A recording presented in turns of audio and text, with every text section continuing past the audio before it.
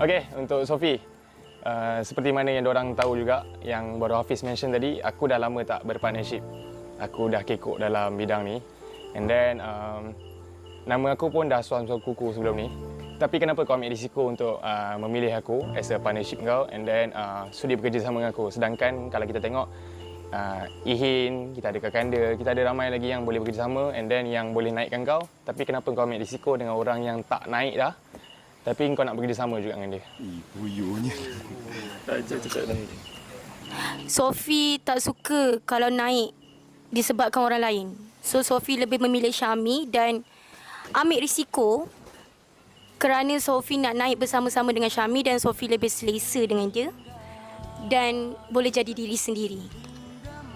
Dan Sophie nampak Sophie punya masa depan dengan Syami.